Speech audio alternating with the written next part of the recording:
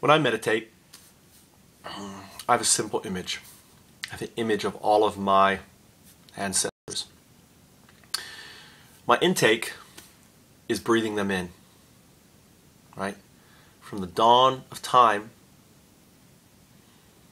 and I see the stream of consciousness, the stream of everyone, and I suck them in. And then I let them out into my world. The exhale, you see the mist. It's cold here. You can see my mist. And exhale.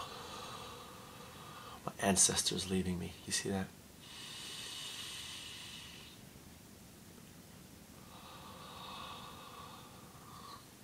Right? Actually, it's not cold. I don't know why. Maybe you're seeing. My name is Michael Trout, and I'm gonna start doing some talks on DU. You know, DU is a metaphysics. It's not a religion. It's not a spirituality. It's a metaphysics. It's not a philosophy. What's a metaphysics? A metaphysics is basically explaining why we're here. That's what a metaphysics is. And religion tries to be a metaphysics, and it's based on science. Metaphysics is based on science, extrapolations of science, right? Metaphysics. Invented by, in many respects, Aristotle and Plato. I could say that the Greek sophists. I mean, not sophists. They were the ones who preached for money, right? Sophists. They were like but the old philosopher, right? The philosophers of Greece. And their knowledge came from India. So it's not, we didn't invent it. Actually, the knowledge of spirituality comes from Asia. Hinduism is an amazing, and in a way, this is Hindu. You know, this is Hinduism. Buddhism comes from Hinduism, the mother of all religions in many respects. Hinduism is an ancient religion. So what's really interesting is, in many respects, you can think of all religions come from Hinduism, because even Christianity, its birthplace of ideas and other things, were spawned from the old Hittite and other religions that were out there. The idea of demons and stuff. But you can learn all this on your own. That's not for me to do that. Since I spent nearly 2 years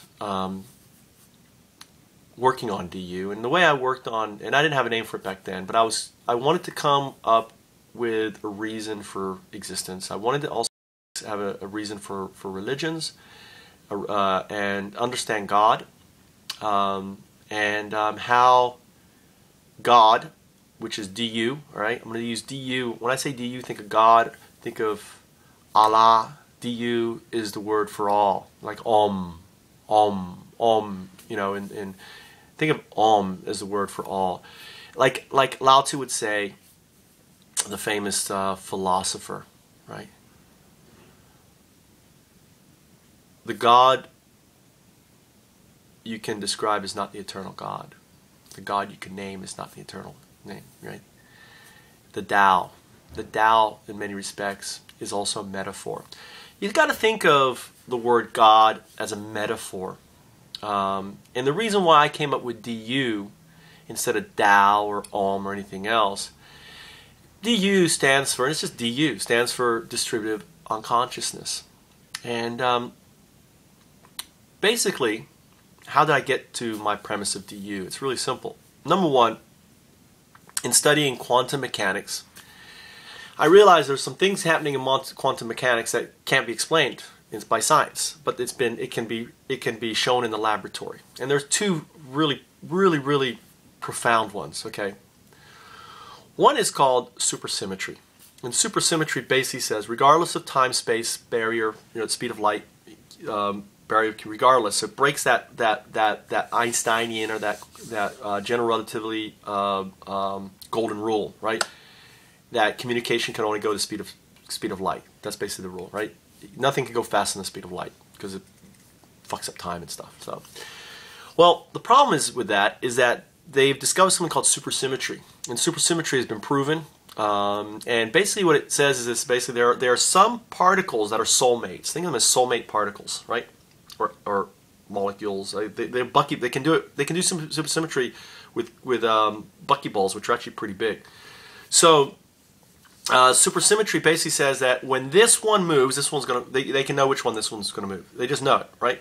It's instantaneous. It's simultaneous. It's kind of like, you know, it's moving. And obviously there's an information, right? There's an information. You can make the assumption there's an information exchange, right? Somehow there's information, right? Because there's information saying I'm turning this one, and it knows it's going to turn this one when this one turns, right? You understand? So just as there's information in my brain doing this, right, together, there's this exchange. However, the problem is it violates the Einstein, you know, theory, because basically it says that no matter where you are in the universe, it could be 15 billion light years away. It could be right here in this room. When this one turns at the same time, that one is turning. There's no delay. It's instantaneous. And that violates everything, you know, in science. So that's number one. Number two is there's something called, which is ties to this. It's called quantum teleportation, which they've proven in the lab. They can move this thing, right, and it becomes over here. Now, it's not the same thing, but the data, there's a data transference, and that data, that quantum teleportation, violates that same speed of light thing, right? It's boom, boom. There's no delay. It's not like boo, boo, boo, boo, and then 1, 1,000, 2, 1,000, there it is. It's boom, it's there. It's gone, it's there. Gone, it's there.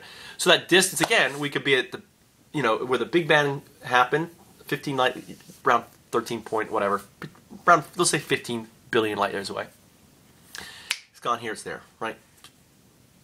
15 billion light years means it takes light 15 billion years to get there. However, this thing can move here to there instantaneously. All right?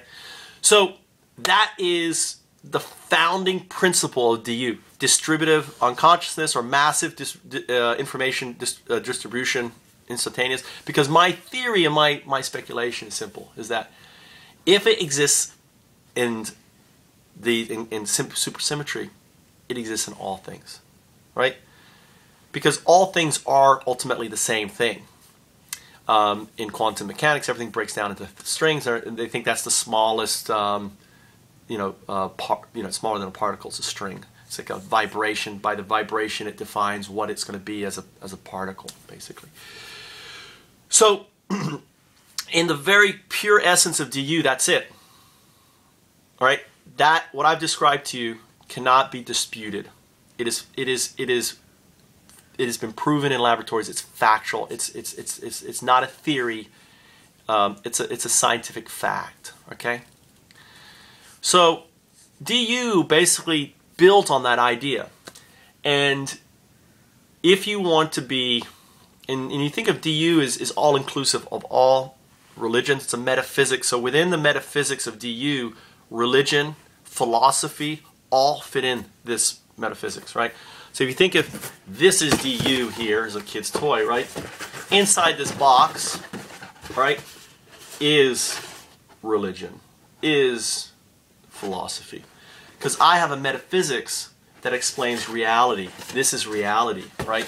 And your religion basically isn't explaining reality. What it's doing, all right, is it's simply, well, I'm not sure what it's doing for you, but it's giving you peace of mind and comfort, right? It's not a metaphysics. It's not explaining reality. So, and ultimately, the fundamental idea behind DU is there's information exchange, and I take this information exchange. For example, I would rename. For example, another thing I would retool, right? Retool, right? Retool is actually natural selection into information design. Information design. Natural selection is an antonym which means nothing to someone. If you go to someone if you say information design, you know I am designed by information, which I am, right? Natural selection is all about information design. So if you think of natural selection as there's lots of different information in natural selection, right? There's environmental selection information. There's predatory information. There is what other information? Oh, there's molecular, right? Everything is designed. So it isn't, so really if you think of, and actually if you think of information design versus natural selection, natural selection is because they didn't have the term, they didn't understand information theory, right? You know, you have to think Darwin wrote this in what, in the 1800s, right? When did evolution? And like all science likes to hang on. They hold on to, you know, to ideas that basically need to be expanded upon. And there's been great expansion on information theory and everything else. However, we still hang on to these old names. We hang on to God, right? Instead of evolving God from a language to 4-year-olds to a language to you know, self-actualized, you know, terms, which is what I'm trying to do here with explaining DU. So, it's funny. This morning I was doing and you'll probably watch if you want to watch it, but I was doing a talk about how I communicate ideas that are hard to communicate with a 4-year-old. And this is a great exercise to show how religion kind of came about, because I believe my 4-year-old is probably way more self-actualized than anyone was 3,000 years ago. The amount of information that he has exposure with television and everything else, he understands. I mean, he understands a heck of a lot, right? And in comparison, you know, and imagine he is self-actualized. I'd send Tommy back, right, to 3,000 years and tell him, okay, how would you explain to you, right? Well, the idea of information design isn't there, right? The idea, all this understanding cosmology isn't there. We don't have any of that. So what we do have, though, is the feeling of connectivity that you feel, right? What I feel, I can feel connected. I can feel this connection with the universe, right? People associate that connection with, oh, that's the feeling of God, right? That's the feeling, I can feel him, right? No, it's you're feeling DU, right? You're feeling basically, you know, you're feeling this reality that exists, right? And that you're part of, and everything is part of this reality. And you happen to be sensitive enough, or you're enlightened, you know, I'd say self-actualized, and this is where enlightenment comes in, right? Enlightenment really is that connection. When you feel that connection to the universe, you are enlightened, okay? When you start understanding your relationship to things, you're self-actualized. So, you know, so if you think of religion, I don't have my vocabulary today, so I couldn't describe, you know, I didn't have anything with, you know, that I could show you as factual things like supersymmetry and quantum teleportation. Just two of them. There's other cool stuff in quantum mechanics. I don't have any of that, but I feel that connectivity. And I want you to feel that connectivity. And that's where religion was born, really. And then what happened is, people who don't feel, who really aren't connected, saw an opportunity, because, you know, ultimately, life is about survival. That's in our genes, right? It's all about, you know, basically it's about having offspring and feeding and clothing. And human nature as it is took advantage of the purity where religion was coming out of, the desire to communicate DU, or the desire to communicate, right, what, you know, this sensation, this connectivity, right? And dogma came up because people basically started adding, oh, well, I think it's this, and they don't know, and they start adding, and the purity of DU fractioned into many religions, into many philosophies, all fighting each other inside the reality of DU.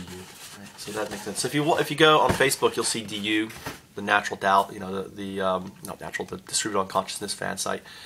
I've never really promoted it. I'm going to start talking about it because I never started. You know, to me, it completes me as a person, right? Because I feel like I can go into any of these places in this, because it's a metaphysics, right? It's all part of my house, right? So it doesn't matter if I go into the Christian part in here, or the Buddhist part, or the Hindu part, or anything else. It's all within the house of DU. All right, and you know the challenge of how DU happened was, you know, if you're trying to communicate it like I did with my son, right? Talking about a good example is I was explaining, as I was mentioning, I was explaining about virus, right? How do you teach your kid to wash your hands?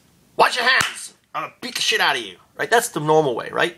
That's not proactive. That's actually, you know, that's force, okay? All right, that is religion. Worship me or you go to hell. The DU approach is this. It's explain the reality of it, right? So it's like, well, so, and again, just as the ancient guys trying to do good, right? My ancient ancestors who came up with religion, what they did is they put it in terms of things that a 4-year-old could understand. So how do I explain germs in Viking? Well, I explain it this way. It's called Viking Oni. Oni means devil, demon. Viking means virus, bacteria, Viking. And there's actually Viking man. So I didn't invent this. I'm just building on what's already there. So what I do is I personify, I also anthropomorphize, okay, this virus little guy. He doesn't have anything. Just like, see, God, there is no intellect to God, right? That's the anthropomorphization of, for the 4-year-old, right, for 3,000 years ago. We're just clinging on to it, right? So, and I say, listen, you know, they live on your poo-poo, they live on your ching-ching, that means penis here, ching-ching, and they laughs, you know. If you don't the reason why we wash our clothes and the reason why we wash our things is to get rid of the little Viking Oni. They're living. The reason why bananas turn brown is the Viking Oni are trying to eat it, right? Right? That's why you got to eat the banana before the Viking Oni eat it, right? So all of a sudden, in his reality, he gets it, right? So, you know, when he gets older, I can say, you know, that was just an exercise. You know, the church that you're going to is just an exercise. So what I'm trying to bring to you is self-actualization. And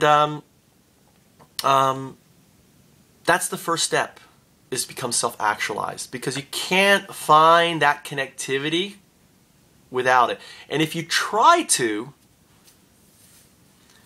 and I'm going to now revert, because I'm going to use Hinduism, right? Or actually, meditation, something called Vipassana. If you have a chance, go to a Vipassana meditation retreat, right? Go to a Vipassana, have a chance, okay? It's, you know, and pay what you can. You don't have to pay anything up front. Pay what you can, pay what you got out of it. That's the beautiful thing about Vipassana. Go to it. There's one near you. Awesome, awesome. One thing though, there is a little dogma in Vipassana, right? So, you know, that's my one thing, right? See it for what it is. But it is a great road. It's a great way to get you going, right? And I don't want to talk about the dogma in Vipassana because I really love what they're doing. And it's such a small little part. And I can talk about that after the experience if you want. I'll make it an unlisted video. And you say, listen, I went there. What do you mean by this dogma in Vipassana? I don't want to burn or be negative towards them because I love what they're doing so much, right? And I got to thank Irina Brown, who told me after I did my Shakespeare Festival, you got to do Vipassana, you got to do Vipassana. Irina, you were right. And that event, it was the birthplace of my self-actualization, and it was the birthplace in a way of me starting to think about the you. And I spent 2 years when I came here that all I did was research, read. Actually, I didn't do any reading. I was listening to everything I could on the teaching company has amazing lectures, right? Download teaching company. You know, I used BitTorrent, got them all down for, you know, nothing. But you know, but I didn't have any money, so I'm sorry. But I think education is more important than, be honest, paying, right? The guy. If you've got knowledge, I'm making this knowledge for you. All my videos are free. There's no ads except for my ads on, right? So I believe that education should ultimately be free. the goodness, the greater goodness is better than the immediate goodness, right? Yeah, you got to make a living, but you know what? If we don't educate the world, right, you making a living isn't inconsequential because the world's going to die, right? And ultimately, education has to be selfless, but that's another talk. My name is Michael Trout, and I'm going to do a 20-minute talk, 30-minute talk every day, and make a series called DU, and try to provide talks like this that maybe will make sense to you. Because I'm an atheist, I'm also a Christian, I'm also a Hindu, a Buddhist, a Taoist, because ultimately all of those things fit inside of my metaphysics of DU. Thank you.